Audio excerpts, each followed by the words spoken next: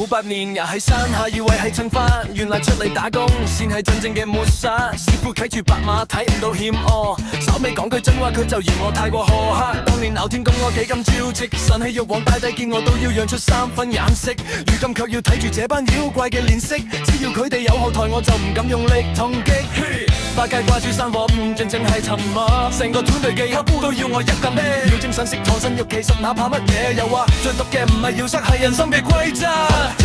近酷就酷住嘅，唔係我個炮，係我即使憤怒都要跪低嘅理由。金箍棒變細塞入耳道，也就是遷就。